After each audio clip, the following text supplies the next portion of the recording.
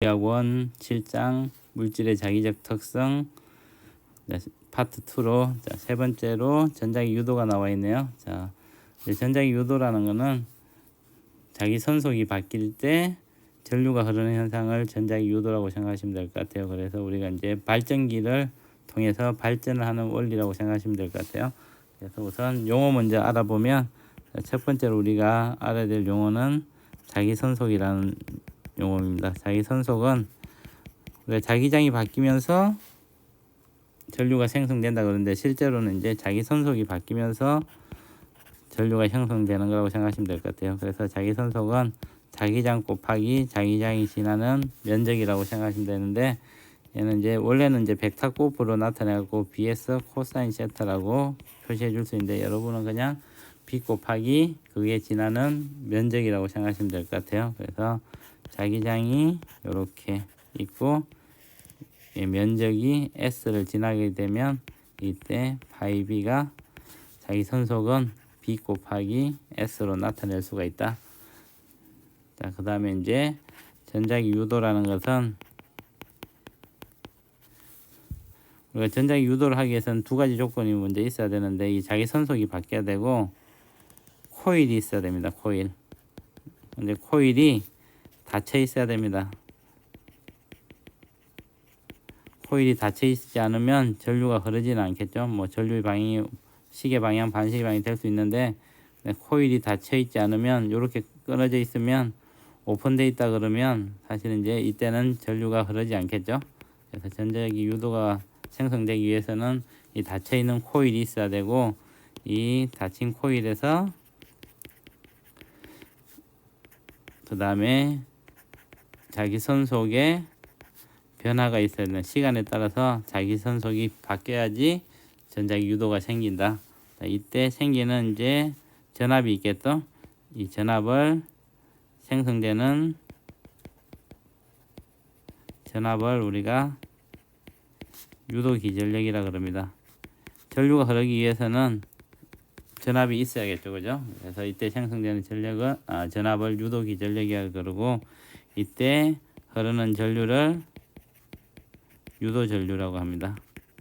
그래서 자기 선속에 변화가 있을 때 유도 기전력이 생기고, 이 유도 기전력 때문에 유도 전류가 생긴다, 이렇게 생각하시면 될 것 같고, 그러면 이제 우리가 여기서 두 가지를 알아야 되겠죠. 유도 전류의 방향은 어떻게 되고 유도 전류의 크기는 얼마가 될 건지 그걸 알아야겠죠, 그죠? 그래서 이제 유도 전류의 방향에 대해서 나타내는 게 렌츠의 법칙입니다. 렌츠의 법칙은 유도 전류의 방향을 결정해주는 법칙이라고 생각하시면 될 것 같고, 우리가 이제 자기 선속이 B 곱하기 S라 그랬잖아요, 그죠? 그래서 자기 선속이 늘어나면 이 자기 선속을 줄이는 방향으로 유도 기전력이 생기고, 자기 선속이 감소를 하면 자기 선속을 늘리는 방향으로 유도 기전력이 생긴다. 자, 이 말은 이제 예를 들어서 보면, 이런 코일이 있을 때 만약에 자석이 가까이 오게 되면 이 자석에 N극이 오므로 자기 선속이 커지겠죠. 그러면 얘를 줄이려면 위쪽으로 N극이 생기면 자기 선속을 상쇄시키겠죠. 그래서 위쪽으로 이 N극이 생성되게 유도 전류가 생성이 돼야 된다. 그러면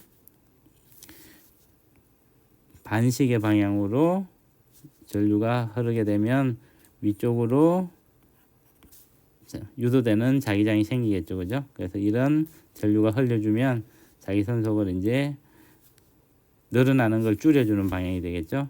그 다음에 반대로 N이 있고 S가 있는데, 얘가 멀어지고 있다고 생각해 보면, 멀어지고 있기 때문에 자기 선속이 줄어드니까 자기 선속을 키워주려면 아래쪽으로 자기장의 방향이 생성이 돼야겠죠, 그죠?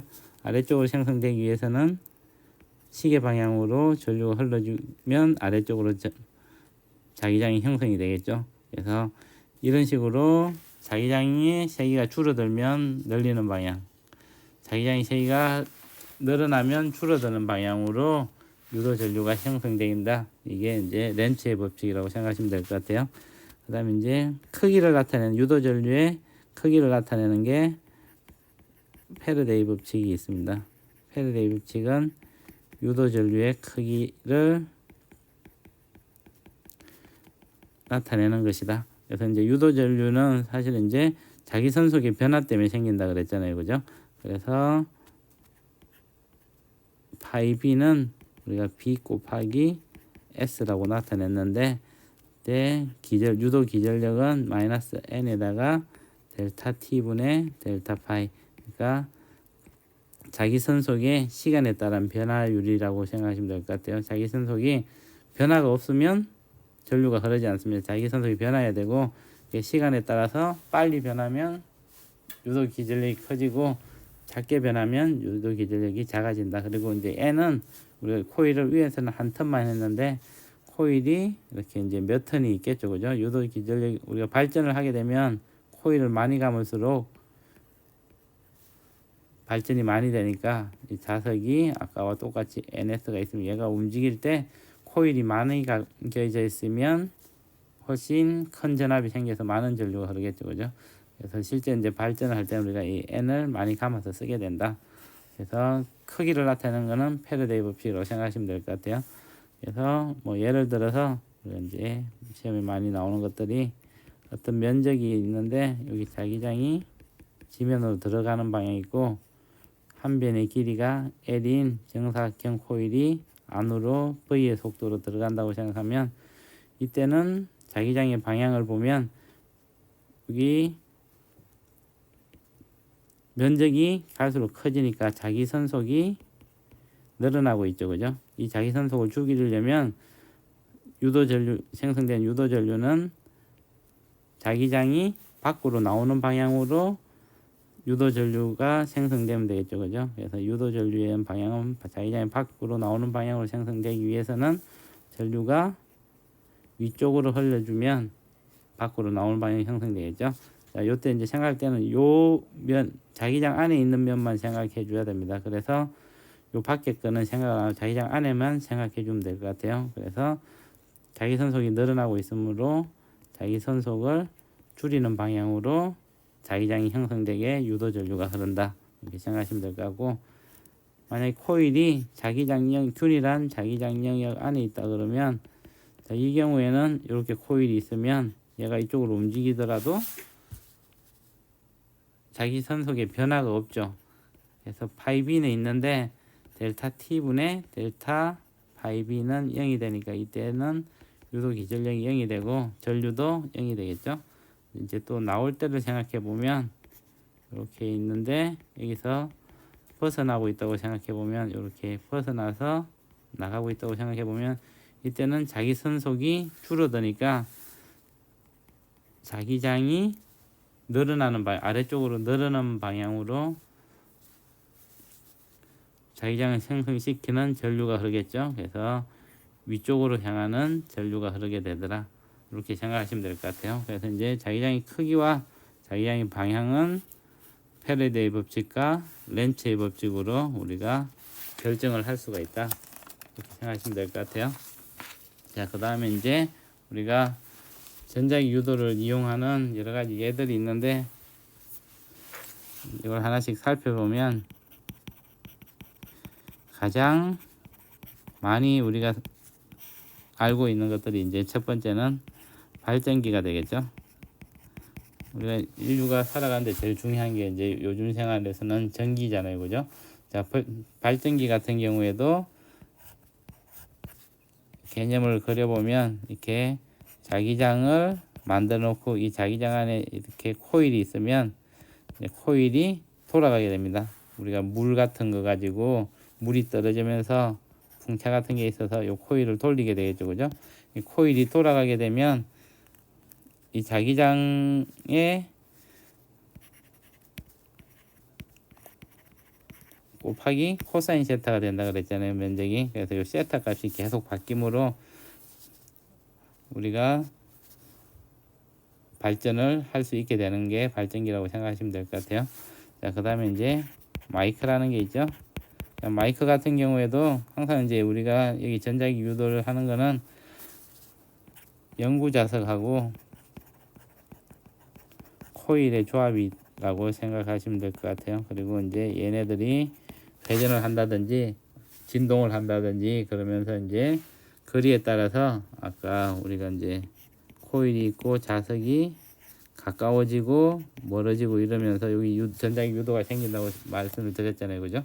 근데 마이크 같은 경우에도 이제 뭐 스피커나 마이크나 비슷한데 음파가 와서 이 진동판을 흔들게 되면 어느 곳에 이제 영구자석이 있고 어디에 코일이 있게 되면 이제 그 코일에 유도 전류가 흐르겠죠. 얘가 여기를 왔다 갔다 하니까 거리가 가까워졌다 멀어졌다 하니까 이때 이제 유도 전류가 생성이 되겠죠.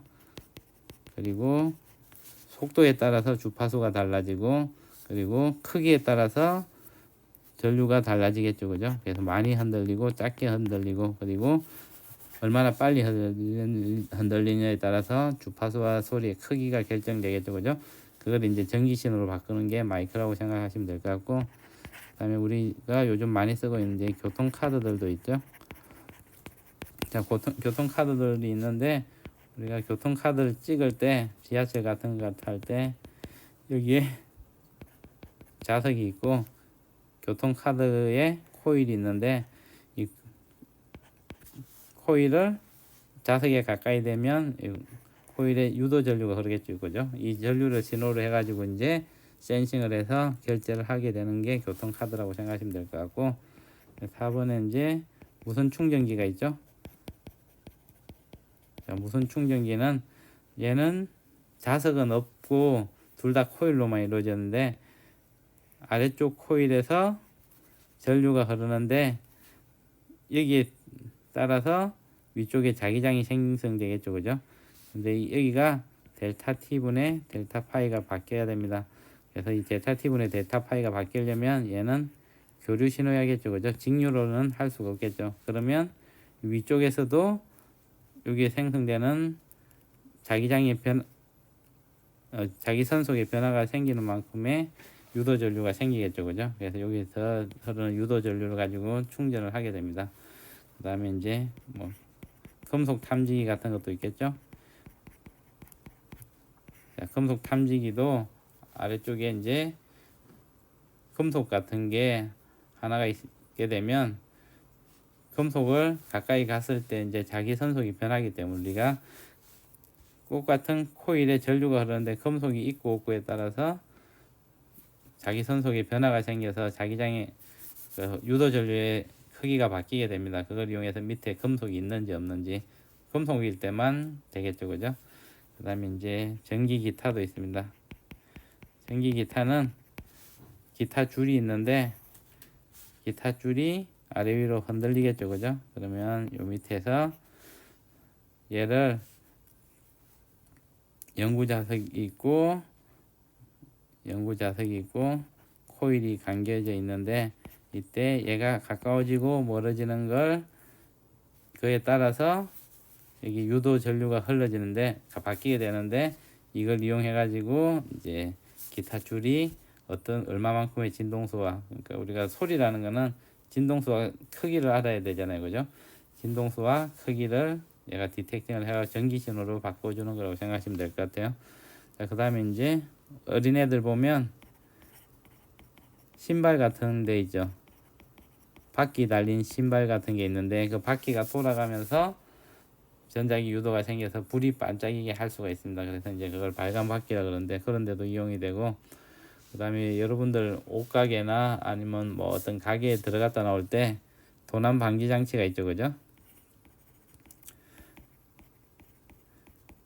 도난 방지 장치가 있는데 사실은 이제 자석 같은 걸로 돼가지고 떼내게 돼 있잖아요. 그죠? 그 떼내기 전에는 얘가 지나가면, 문을 지나가게 되면 그 자석이 지나가게 되니까 문에 요런 게이트 같은 게 있는데 여기를 이렇게 사람들이 지나가게 되면 이게 자성이 있는 물질이 지나가면 여기 코일에 유도 전류가 흘러가지고 삐삐삐 소리가 나게 되겠죠. 그죠? 그래서 이런 식으로 이제 도난 방지 장치에도 쓰이고, 그래서 전자기 유도를 이용하는 거는 굉장히 많은 것들이 있다고 보시면 될 것 같아요. 그리고 이제 전자기 유도를 거꾸로 해주면 모터가 됩니다. 뭐 이거는 이제 상식적으로 전자기 유도라는 거는 우리가 광범위하게 보면 그게 이제 발전기의 가장 중요한 원리라고 생각하시면 되고, 근데 전기를 흘려주면 발전기는 운동 에너지를 전기 에너지로 바꿔주는 건데, 이거 반대라는 게 이제 전기 에너지를 운동 에너지로 바꿔주는 거 우리가 보통 모터라고 부르는 그런 물질들이 그런 전자기기들이 있죠. 그러니까 우리가 전기차라든지 아니면 뭐 요즘 전동 킥보드라든지 이런 데는 전부 다 전동기가 들어가 있죠. 전기를 운동 에너지로 바꿔주는 거 우리가 모터라고 주로 부르는, 이거는 이제 전자기 유도의 완전히 반대 형상이라고 생각하시면 될 것 같아요. 전류가 흐르면서 자기장이 생기고, 이 자기장들 때문에 자기장이 생기면 연구자석하고 인력과 청력이 생기겠죠, 그죠? 그걸 이용해서 원운동을 만들어주는 게 이제 전동기다, 이렇게 생각하시면 될 것 같아요. 네, 이번 시간은 여기까지 진행하도록 하겠습니다. 시청해 주셔서 감사합니다.